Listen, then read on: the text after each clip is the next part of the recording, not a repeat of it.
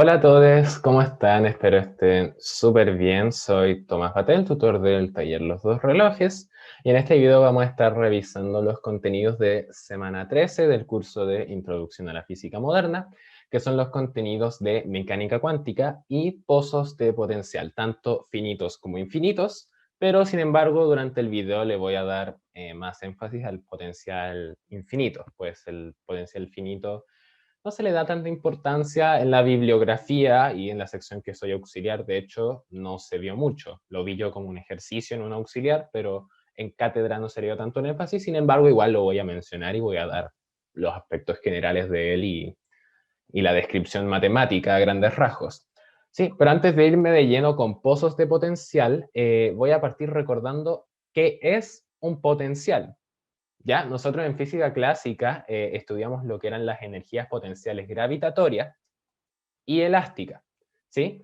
Las cuales son de nuestro interés, pues de estos potenciales era que venía la fuerza peso, por ejemplo, de la energía potencial gravitatoria venía la fuerza peso o fuerza de gravedad, y de la energía elástica, potencial elástica, viene la fuerza elástica, que es a causa de los resortes, ¿verdad? Y nosotros decimos que estas fuerzas, la peso y la elástica, son fuerzas conservativas precisamente por el hecho de venir de un potencial. ¿Sí? Y por eso es que son interesantes, y el tema de que una fuerza sea conservativa, no conservativa, si viene o no de un potencial, son cosas que se les va a dar más énfasis en el curso de mecánica del otro semestre, pero siempre es bueno tomarlo en cuenta, ¿no?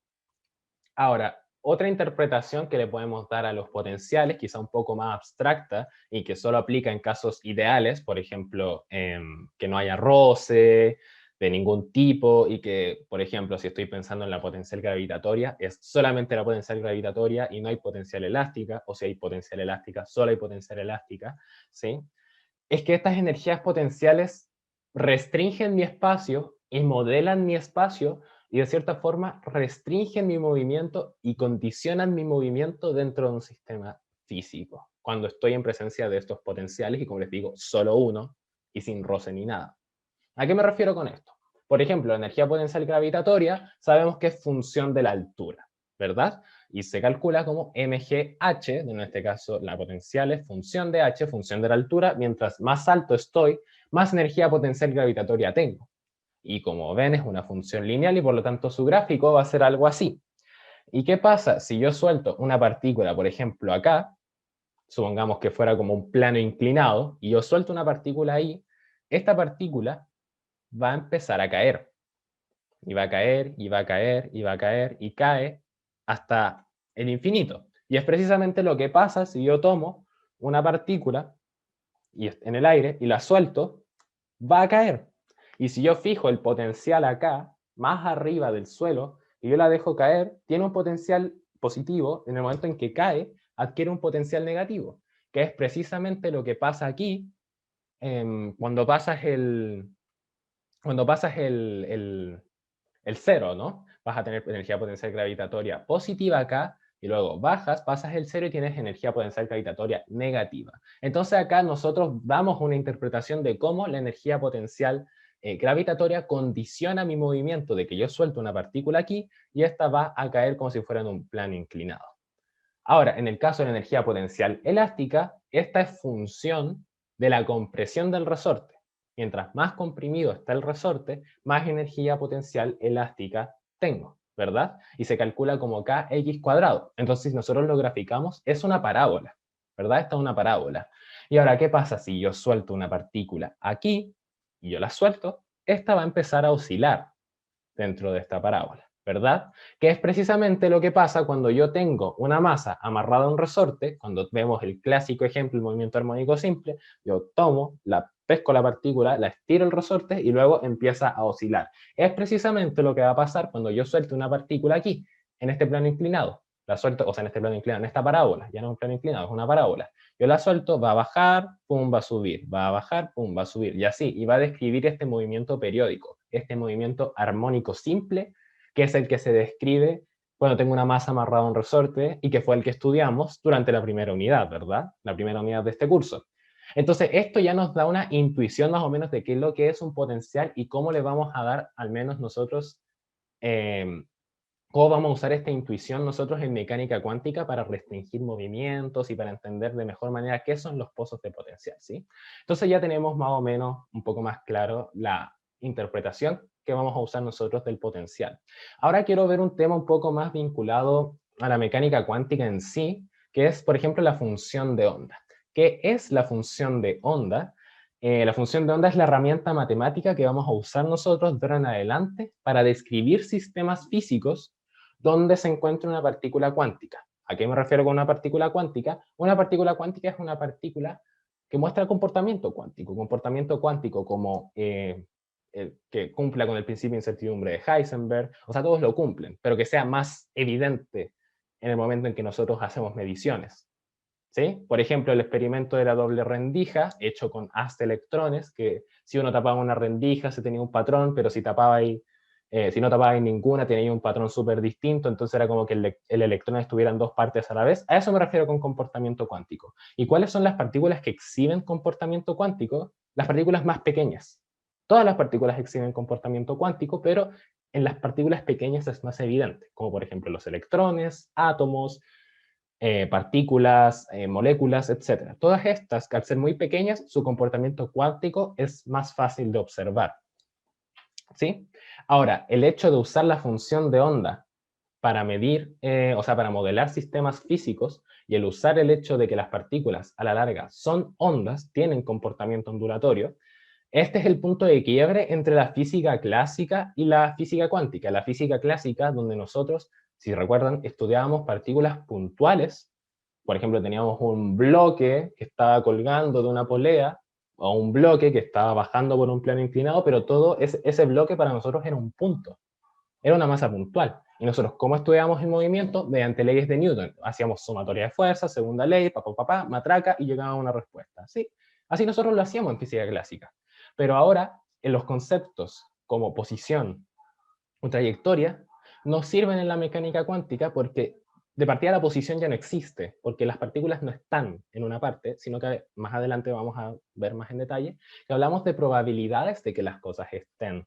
No es que la partícula no exista, pero que yo sé que existe, pero no sé dónde exactamente. Sé que hay ciertos lugares donde es más probable encontrarla, pero eso lo vamos a ver más en detalle. El punto es que ya las reglas del juego de la física clásica ya no van a ser tan útiles aquí.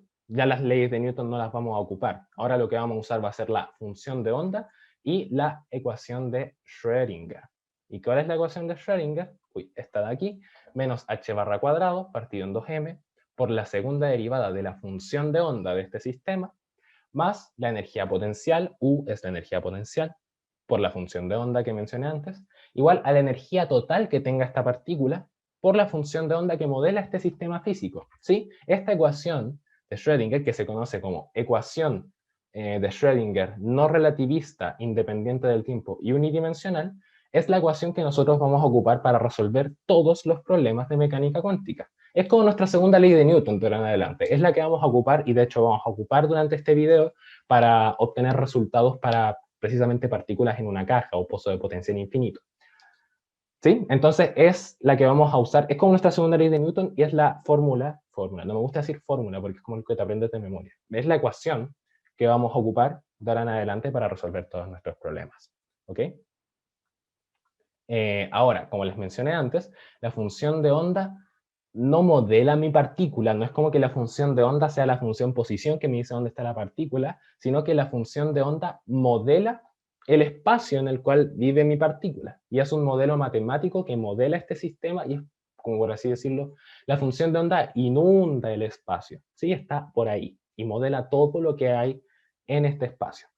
Pero la función de onda a priori no me dice dónde está la partícula, ni me da indicios de dónde puede estar, pues de partida, en verdad es una función compleja. Toma n valores, y acá n puede ser de 1 a 4, dependiendo en cuántas dimensiones trabajo, y si estoy tomando en cuenta el tiempo o no.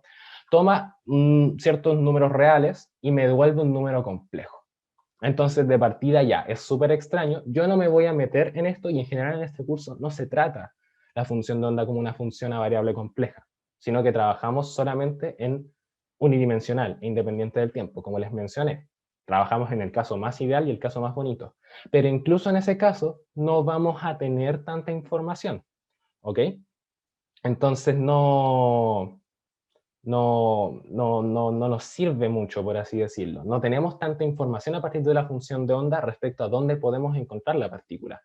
Pero sí, a partir de esta función de onda podemos obtener lo que se conoce como la densidad de probabilidad, que en este caso se calcula como el módulo de la función de onda, y este módulo elevado al cuadrado. Nosotros en general vamos a omitir el módulo, porque ya estamos trabajando en una dimensión y estamos trabajando a variable real. El módulo es cuando trabajamos con complejos, pero como no trabajamos con complejos, solo tomamos el cuadrado. Y este cuadrado de la función de onda es la densidad de probabilidad. ¿Sí? ¿Y cómo vamos a usar nosotros la densidad de probabilidad? La vamos a usar para encontrar precisamente la probabilidad de encontrar a esta partícula en alguna región de este espacio modelado por la función psi.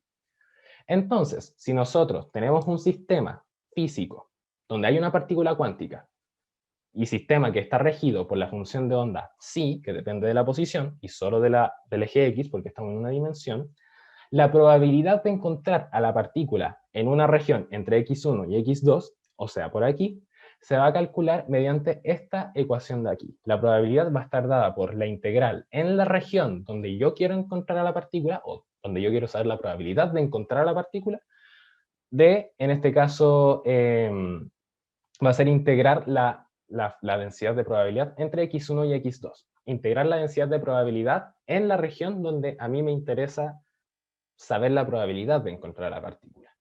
¿Sí? En este caso, entre x1 y x2 puede ser cualquiera, puede ser 0 y L, incluso puede ser menos infinito e infinito. Depende de dónde estamos trabajando, depende del espacio, depende del tamaño de mi espacio a la larga. ¿Sí? De ahí vamos a ver un ejemplo de cómo usar esta densidad de probabilidad para la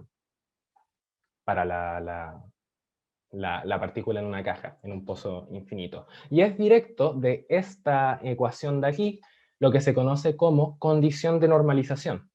¿Cuál es la condición de normalización? La condición de normalización me dice que la probabilidad de encontrar a la partícula en el espacio es 1. O sea que la integral de la densidad de probabilidad en todo el espacio va a ser 1. Y tiene todo el sentido del mundo, ¿verdad? Porque a la larga la partícula está en el espacio. Entonces, ¿cuál es la probabilidad de encontrarla en el espacio? Un 100%, porque está ahí. Entonces, esta integral sí o sí debe valer 1. Y esta condición de normalización es absolutamente útil y súper funcional para nosotros conocer constantes, por ejemplo, constantes por determinar. Cuando matraquemos, siempre va a quedar una constante sin determinar. O al menos durante este video, en algún momento vamos a tener una constante sin determinar. ¿Y cómo podemos determinarla? Mediante, en este caso, la condición de normalización. Ya, ahora que tenemos más claros los conceptos de potencial y los conceptos claves de mecánica cuántica, vamos a empezar de lleno con los pozos de potencial, que es precisamente el tema de este video. Y vamos a partir primero con el pozo de potencial infinito. Entonces supongamos, supongamos una partícula cuántica que está libre en el espacio. Y como en este curso estamos trabajando de unidimensional, o sea, de forma unidimensional, va a ser una partícula libre en el eje X, ¿sí? Que se puede mover con absoluta libertad. Como está libre, significa que no tiene restricciones en su movimiento. Y recordemos que la existencia de restricciones en el movimiento o conductas en el movimiento, cómo va a ser tu movimiento, está directamente relacionado a la existencia de un potencial. Entonces, como el movimiento acá es libre, el potencial debe ser nulo. ¿Ok? Entonces, cuando una partícula está libre, su potencial es cero, el potencial es nulo. Ahora vamos a suponer que no está libre en todo el espacio, sino que está libre entre 0 y L, en un espacio restringido, en una región restringida de este espacio, ¿ok? Entonces no puede salir de acá. Está confinada entre 0 y L. Acá entre 0 y L se puede mover libre, pero fuera de 0 y L no puede estar, ¿ok? Ahora, recordemos la idea de potencial que tiene que ver con las restricciones del movimiento. Como no puede estar en una parte que no sea 0 y L, o sea, de L hacia infinito, no puede estar, y tampoco de menos infinito hacia 0, no puede estar en estas partes, decimos que el potencial en esas partes es infinito. ¿Sí? Como el potencial es infinito, es imposible que esté en esas partes. ¿Ok? Entonces de ahí viene la idea del potencial infinito, como que no tiene tanto sentido a lo mejor, como que tiene que haber el potencial acá, tiene que ver con la idea de que la partícula no va a poder estar en estas partes del espacio. ¿Sí? Está confinada entre 0 y L. Y esto es lo que se conoce como el pozo de potencial infinito, o también partícula en una caja. Porque está en una caja de la cual no puede salir, está en un pozo de potencial infinito del cual no puede escapar esta partícula. Ahora también existe el concepto del pozo finito, como lo mencioné al inicio de este video, pero eso lo vamos a ver más en detalle más adelante. ¿Ok? Ahora, ¿cómo se vería gráficamente el potencial infinito? Sería algo más o menos así, ¿verdad? Entre 0 y L tengo un potencial nulo y la partícula se mueve libre por acá, pero ya acá no puede estar y ya acá tampoco puede estar, es imposible. Y el potencial acá es infinito, por lo tanto, ¡pum! Es una muralla prácticamente de potencial que sube hasta el infinito y que no, de la cual de esta forma la partícula no va a poder escapar de acá entre 0 y L. Y como no puede escapar de esta región entre 0 y L, decimos que la función de onda entre L e infinito y entre menos infinito es 0. La función de onda acá, en estas regiones, es nula. Y claro, no hay otra opción, porque si nosotros calculamos la densidad de probabilidad a partir de esta función de onda, es 0. Entonces la integral de la densidad de probabilidad, o sea, la probabilidad de que la partícula esté acá, es 0, precisamente porque ahí es imposible que esté. Entonces la función de onda acá y acá, sí o sí, tiene que ser 0. La función de onda ahí es nula. De esta forma, solo va a haber función de onda entre 0 y L, en la parte donde la partícula puede estar. ¿Y cómo podemos obtener nosotros la función de onda? Mediante nuestra nueva segunda ley de Newton, mediante nuestra nueva fórmula favorita, la ecuación de Schrödinger. Esta de aquí. ¿Sí? Como la partícula está libre entre 0 y L, voy a tomar un poco de agua, perdón. Como está libre entre 0 y L, el potencial es nulo, y por lo tanto este término de aquí se nos muere, y nos va a quedar únicamente menos h barra cuadrado partido en 2m por la segunda derivada de la función de onda, va a ser igual a la energía de la partícula por la función de onda. Y nosotros pasamos sumando este término que acompaña la segunda derivada y multiplicamos por 2m partido en h barra cuadrado, para así despejar la segunda derivada y que quede solita, nos va a quedar esta ecuación diferencial de aquí, que a nosotros nos es súper conocida porque es la EDO del oscilador armónico.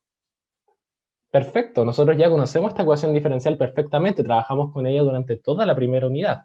Por lo tanto, nosotros definimos k cuadrado igual a 2me partido en h barra cuadrado, que es como lo que hacíamos al definir el omega cuadrado, la frecuencia del oscilador.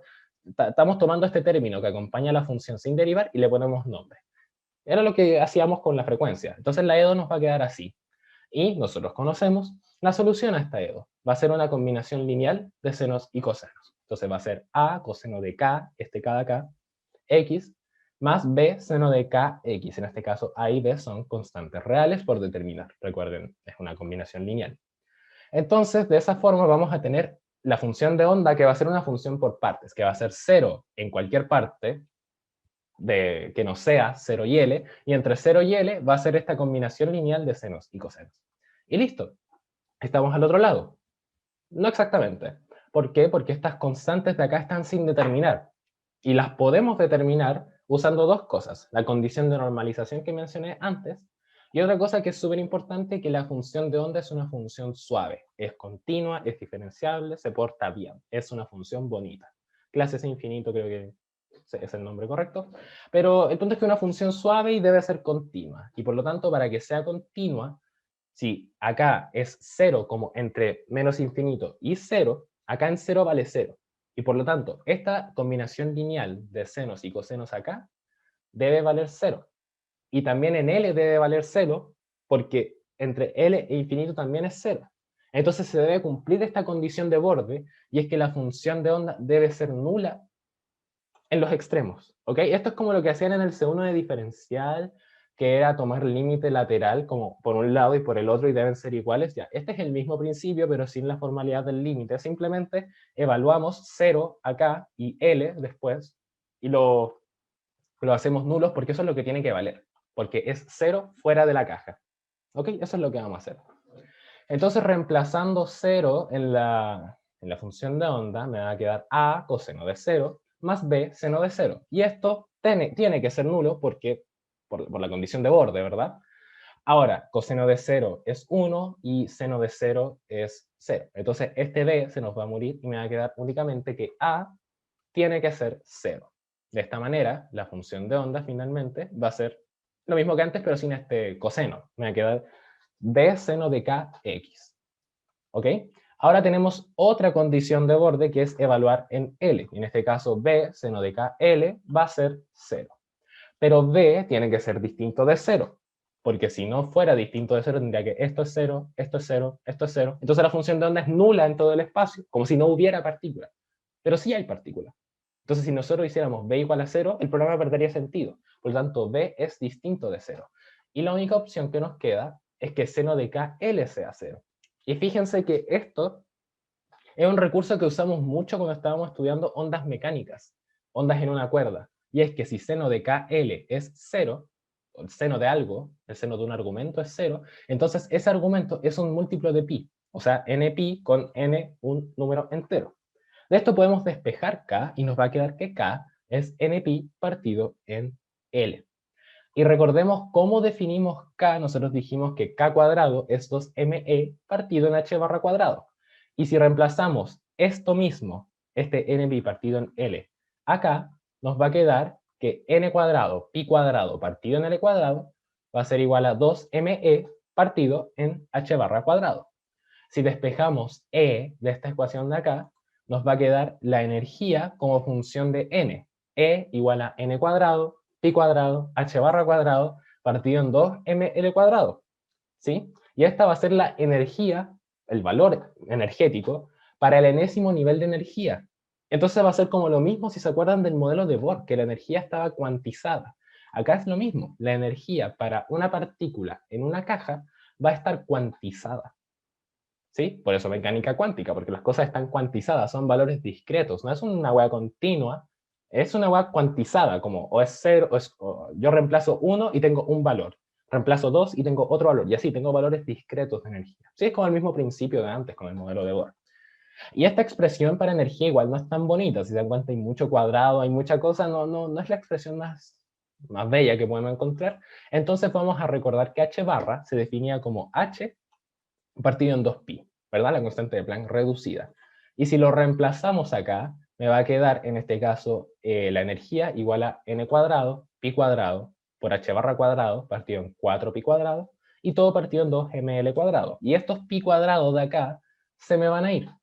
Y el cuadro baja y multiplica el 2, me queda 8, y me va a quedar que la energía es n cuadrado, h cuadrado, partido en 2ml cuadrado. Y esa es otra expresión para la energía en el enésimo nivel y que es la expresión que más se ocupa y que aparece en toda la bibliografía, perdón, porque es bastante más bonita que esta, es mucho más cómoda, ¿cachai? Como que es innecesario tener la constante de Planck reducida y multiplicada por pi si a la constante de Planck la reducida está dividida por pi, como es raro, es como, ¿por qué no simplificarla y escribirla así, verdad? Y así queda mucho mejor. ¿Ok? Ahora, si reemplazamos k en la función de onda, recordemos que nuestra función de onda era, en este caso, seno de kx, b seno de kx. Si reemplazamos el k que encontramos, me va a quedar que la función de onda es b seno de npx partido en L. Y si se fijan, ahora la función de onda también depende del nivel de energía en el cual me encuentro. No va a ser una función, por así decirlo, o sea, depende del nivel de energía en el cual me encuentro precisamente la función de onda que voy a tener. ¿Sí? Eso es interesante de notar. ¿Y estamos al otro lado? No, porque no conocemos la constante D. Pero ya se imaginarán qué recurso podemos ocupar para conocerla, la condición de normalización. O sea, que la integral en el espacio de la densidad de probabilidad debe de ser 1. Como nuestro espacio en este caso es 0 y L, entre 0 y L, ahí es donde hay onda, entonces ahí yo me intereso de estudiar la probabilidad o la condición de normalización, y elevo al cuadrado la función de onda esta para así obtener la densidad de probabilidad.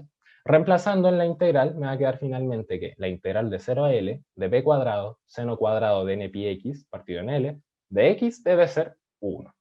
Y esta integral no la voy a resolver porque es mucha matraca y no me quiero extender más de lo que ya me he extendido, Pero les dejo acá el desarrollo, es simplemente sacar la constante, cambiar este seno cuadrado por 1 menos coseno de 2 veces el argumento, medios, separar acá las integrales, sacar los medios, primitivizar, y se fijarán que acá me va a quedar seno de 2nπ, estos LCMA me va a quedar seno de 2nπ, y eso es 0, y seno de 0 es 0, entonces todo este término se muere, y lo único que me va a quedar es esto, este L cuadrado de aquí, porque todo esto se va a morir, ¿verdad? Todo esto va a estar multiplicado por 0.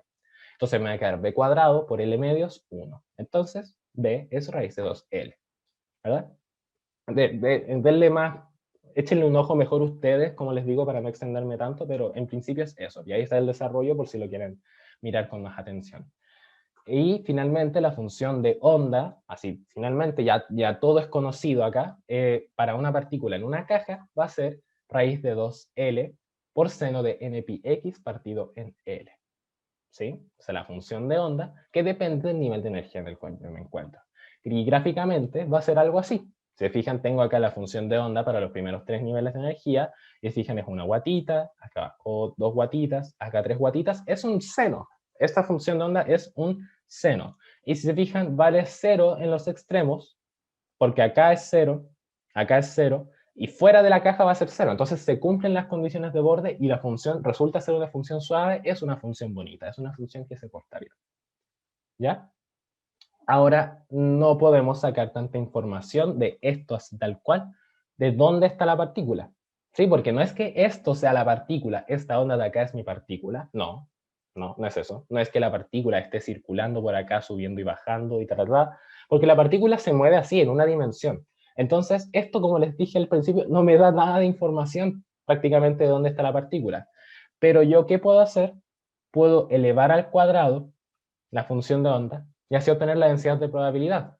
Y yo puedo integrar la densidad de probabilidad en cierta región para así conocer la probabilidad. Y recordemos que cuando yo integro en cierta región, a la larga yo lo que estoy sacando es el área bajo la curva en esa región. Entonces, a la larga, cuando yo saco la probabilidad de encontrar la partícula en cierta parte, es sacar el área bajo la curva del cuadrado de la función de onda. Suena súper trabalengua, pero eso es, ¿verdad? Ese es a la larga el principio. Entonces, acá esta área de aquí, estas áreas de aquí, son donde es más posible encontrar a la onda en este espacio, en este espacio, ¿sí? En cada uno de estos casos, en distintos niveles de energía. Si te fijáis acá, tengo harta más área que acá, ¿cachai? Entonces acá va a ser más improbable encontrar la partícula que en este caso, que acá al medio, en el nivel 1. Si te fijáis ya al pasar al nivel 2, la probabilidad de encontrarla por al medio es nula. Es una probabilidad nula, acá no va a estar. En cambio va a estar acá en estos extremos, ¿sí? Entonces esto ya nos da una forma más visual de entender cómo funciona el tema de la densidad de probabilidad, cómo yo calculo las probabilidades de encontrar a la partícula en una región del espacio, una partícula cuántica, y de a la larga no estar tan confundidos, porque esta materia igual es súper confusa, como que dejar de entender los sistemas físicos como lo hacía ya antes en física clásica, que es a la larga una pelota que va bajando y es una pelota que va bajando. Acá tú tenías una partícula que no sabías dónde está y que modelas tu espacio mediante una onda, pero que la onda no te dice dónde está, pero el área bajo la curva del cuadrado de esa onda sí te dice más o menos dónde está. Si te fijas, hay una hueá súper enredada. Y es súper, no es estúpido, pero es súper difícil pensarlo y que se te grabe en la mente y tú decir sí, bueno, y entenderlo. Nadie entiende la mecánica cuántica prácticamente. O sea, sí hay gente que lo entiende muy bien, pero es algo súper confuso de entender. Y mientras más indagas y más tratas de entenderlo, como que te termináis confundiendo más a veces. Entonces, eso, sigue siendo una parte de la física súper interesante, pero bastante confusa, eso es verdad. Entonces, eso, acá tenemos de forma más visual una forma de entender la probabilidad de encontrar las partículas y cómo es el área a la larga bajo estas curvas de aquí.